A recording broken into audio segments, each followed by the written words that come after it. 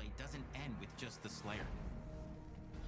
We finally have for you, you've been waiting for 2 games now, to get in and pilot your very own 30-story Atlan, which is a mech. It's the size of a building, it's powerful, and you can beat giant Titan-sized demons to death with your gauntleted fists. And if that wasn't enough, we also have for you your very own fire-breathing, Gatling gun-toting cybernetic dragon. Neither of these are one-and-done features either. They have a full suite of abilities and even mini-bosses. The spectacle is epic.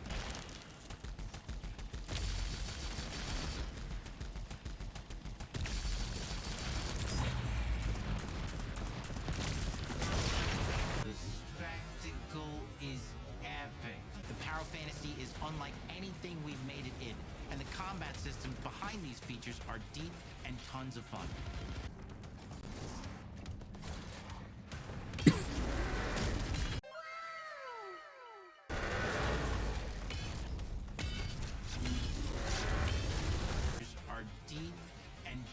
Of fun.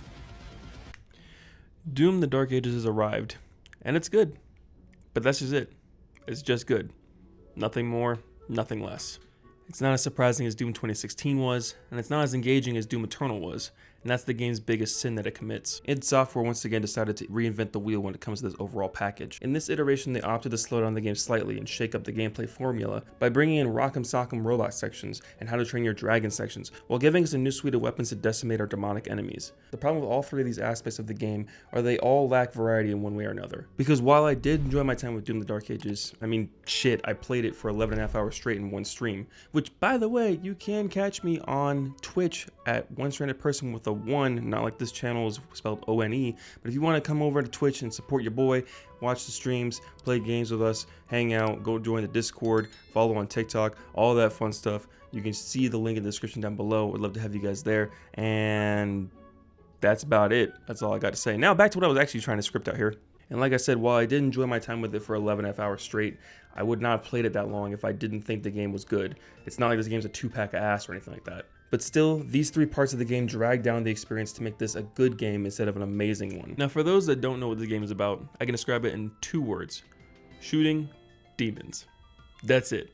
That's all you're doing throughout the whole game, and it always has been that way since 1990s or whatever it is that it came out. And that's all it has been, that's all it's going to be. You're a dude with a gun, rage, muscles, lots of guns, and some more guns, and a fur cloak in this particular game, which makes you even more badass in my opinion. That has been Doom's identity for a long time, and I don't think it's going to change anytime soon. Even when this game added an emphasis on its story, it still is primarily about those things, and that is all it needs to be, honestly. But since the story takes a back seat in this franchise, the gameplay has to be the thing carrying it through. Doom: The Dark Ages gives the player a lot of weapons, both old and new, to combat the opposition. The game gives you a fancy new mech suit and a noble steed and the dragon to use to your advantage. And even with all that, the game, which as I mentioned before is over 10 hours long, cannot maintain the excitement of killing demons because of the lack of variety. That is this game's biggest sin, and I'm going to dig a little bit deeper with a few examples of what I felt brought down the experience for me over time. The first are the mech encounters, which have your boy hopping into a giant mech and proceeding to beat the ever-living piss out of any demon that stands in his path. And while initially this is a dope sight to behold, I mean, you are literally a dude piloting one of those giant-ass machines from Pacific Rim, and much like Pacific Rim, about halfway through the combat encounter, you've pretty much seen all that the game has to offer at that point when it comes to beating cheeks in a giant suit. Unlike the core gameplay loop, where you have a wide selection of weapons and options to your disposal, the mech sections give you 10 fingers balled up into a fist in a dream. You can dodge attacks and punch in response. It really is Punch Out with more movement and ground pounds. And aside from obtaining a big Gatling gun, this loop never changes. I wish I could tell you more about it, but it truly is just beating ass like there is no tomorrow, but with less variety, and that is the problem with it. Once you've completed this first section, you've pretty much seen them all. And in the beginning, I was feeling this, to be honest. I was seeing the vision, but as I kept progressing and was getting presented with the same mechanic and nothing to change it up, I grew tired of it. The enemies in this game are different, except for when it comes to these missions. It is the same big demons with or without armor or a weapon, and that's it. It's definitely the weakest aspect of the game, and I think that's why out of the 3 gameplay styles, it is used the least. Again, it's not downright dumpster juice, and for those that don't know what dumpster juice is, it's that little bit of water at the bottom of a dumpster after it rains. It's just not the most engaging mechanic that it probably could have been. The dragon sections, however, I'm not gonna lie, I have a bit of a soft side for. I personally don't hate these missions, I just will admit that I do find them repetitive. Not as repetitive as the mech sections, because like I said, those are just rock and stock and robots back and forth, dodge, punch, ground slam, punch, shoot, punch, that's about it. With the dragons, kind of fire, you get to fly around and do some cool shit, not gonna lie. It is just the coolest thing ever to be riding a dragon, flying around an open area, attacking different objectives and blowing shit up left and right.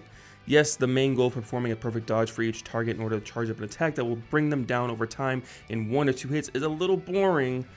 The sheer spectacle of those segments carries it for me. Plus, unlike the mech missions, you have the choice of tackling optional tasks, like tracking and chasing down enemies to blast out of the sky, or pursuing each task in whatever order you want. Plus, when you're zooming around pursuing each optional objective, you get to see the awesome skyboxes that the developers have created, which really does some justice in the art department. But again, like my previous comment about the mech missions, there just isn't enough to keeping most players hype about playing another one of these levels. Again, reinforcing the lack of variety in this game and its systems. I mean, I could barely talk about the dragon sections because it truly is heading from point A to point B to blow something up before hopping off the dragon and do that shit on foot. And while I like these missions, there is something to be said about a mechanic overstaying its welcome. By far, this game's biggest flaw is the lack of encouragement it uses to engage with all its mechanics, including the weapons. What do I mean by this? In Doom Eternal, you had a massive army of weapons to use against the army of hell, and you absolutely had to use every last bit of that armory if you had any chance of beating the game without dying a lot. I died a lot in this game, but that's because I'm ass at it. For example, the Pinky Demon. The one that was the bane of my existence in Doom 2016 could be killed in Eternal using pretty much any weapon you wanted, but if you wanted to speed this process up like you're purchasing something from Amazon Prime, instead of using the basic broke non-Prime option, you could use the Blood Punch and shove your fists up their ass and instantly kill them in one punch. There are the Kaka demons, Kaka, Kakawa, Koko demons, I have no idea how to pronounce their names, that again can be taken out with any weapon, but if you want to again sign up for Amazon Prime and have a little package delivered to them faster than they can do anything, then all you have to do is launch a frag grenade from your shoulder or shotgun and the rest is history. Every enemy in this game has a way of being dispatched normally and a way that the mad people over id Software intended. In Doom the Dark Ages, the game pretty much lets you choose what guns you want to use when you want to use them. Pump enough damage into an enemy and they eventually will be dead.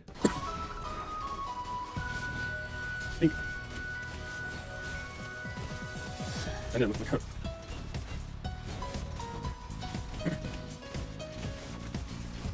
Or anything else? I tried to figure that. Think. Oh. I need help. You got that. We need that. There we go. Here it comes. Bye-bye. You. Actually, that rose heart. So yes, while you do unlock a lot of cool weapons like the one sitting behind me right now that crushes up a bunch of skulls and the fragments so you can shoot them at your enemies in a wide area, you ultimately do not have to use it. You can do what I did and simply stick with a shotgun or a plasma rifle and never swap unless you run out of ammo. The game never makes you play by a set of rules, which isn't a sin necessarily. The only rule that the game has built into its DNA is the requirement of using the shield. You use this thing to block, parry, dash, and throw, and this same shield has its own set of upgrades that have different effects depending on what you select. But these things are up to the player to pick. There's not one that's generally better than the other ones, giving the player a ton of freedom in using what you want, but what's the point if you aren't made to engage with it? I think the freedom to play the game how you want goes a long way in getting a player to come back to keep replaying your game. But this game is one style and one style only. An FPS that is 10 to 12 hours long should do something to make you have to swap up your playstyle. In Doom 2016, it was fine because it was only about 6 to 8 hours long, which I think is the perfect length for this game. In Doom Eternal, while the game is longer than 2016, it's fine because each encounter plays out more like an FPS game wearing a puzzle suit, and not just an FPS with a speed mod causing you to race around arenas like a crackhead. You have to constantly manage which enemies require what weapons, when to replenish ammo, health, and armor, and you have to do all this while frantically zipping around the battlefield, avoiding damage and firing weapons at each enemy, and making sure you're not wasting shots. And this loop pretty much stays the same throughout the whole game. There are no mechs to pilot, there are no dragons to fly, it's just you and all the tools you brought with you. And this game is only slightly shorter than Doom the Dark Ages, but somehow it managed to keep my attention engaged all the way throughout, while this game, Doom the Dark Ages, was dragging me very slowly through it at certain points.